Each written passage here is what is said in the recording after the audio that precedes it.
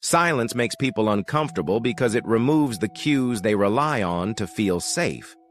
When the noise stops, behavior is exposed. Nothing is hidden. Most people believe power is expressed through words, clear statements, strong arguments, fast responses. But in reality, silence often carries more weight than speech, not because it intimidates, but because it reveals.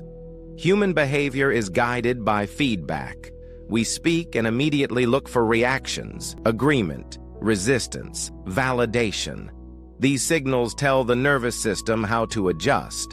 When they disappear, the system destabilizes. Silence removes feedback, and without feedback, the brain starts filling gaps.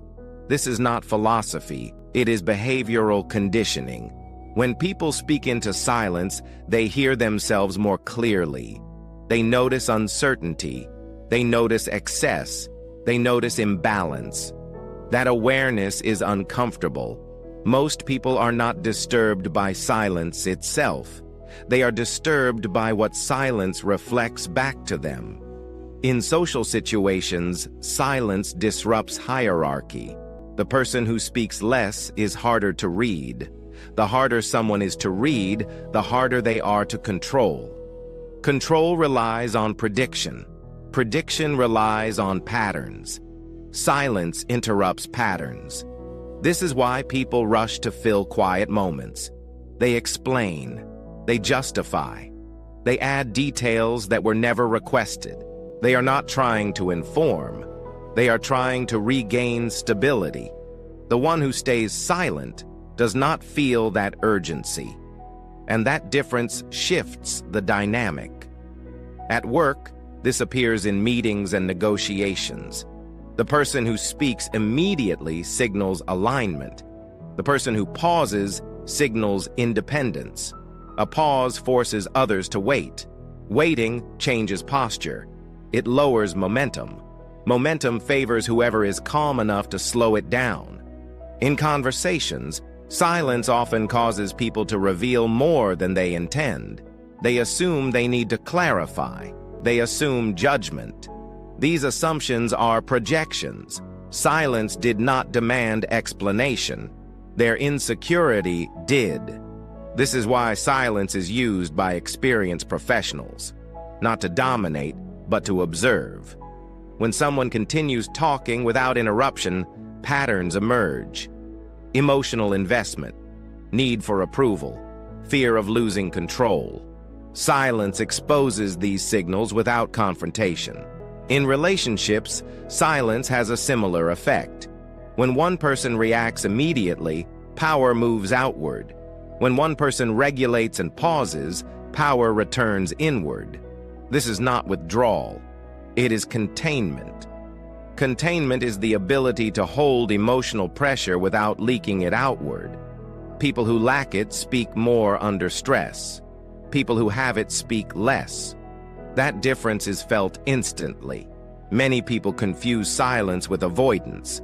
Avoidance comes from fear. Silence comes from restraint. Fear-based silence feels tense. Controlled silence feels stable. The nervous system recognizes the difference. One invites pressure, the other discourages it.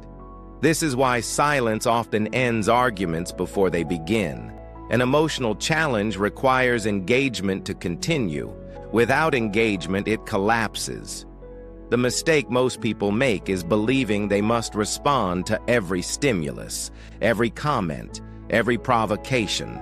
This trains others to expect access to your attention, and access lowers value. Silence, used deliberately, restores balance. It communicates boundaries without announcing them. It removes emotional fuel from situations that thrive on reaction. In social hierarchies, silence often belongs to the individual who does not need to prove position.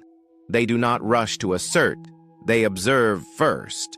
Observation precedes control. People who speak constantly often believe they are asserting authority. In reality, they are compensating for internal uncertainty. The more certain someone is internally, the less they need to signal externally. This principle applies quietly across environments. In group discussions, the person who waits often shapes outcomes more than the person who dominates airtime. When they speak, others listen, because their words are scarce. Scarcity increases perceived value. This applies to attention as much as resources. Silence conserves attention. Another common mistake is using silence as punishment, withdrawal to provoke anxiety, coldness to manipulate behavior. That is not restraint. That is avoidance disguised as control. True silence does not seek reaction. It allows reactions to surface naturally. The internal adjustment required is simple but difficult. Stop treating silence as emptiness. Treat it as space. Space creates clarity. Space prevents impulsive behavior. Externally, this means slowing response time, not ignoring, not stonewalling, just not rushing. Pause before replying. Breathe before speaking. Internally, it means resisting the urge to manage perception immediately. You do not need to control how others feel in real time.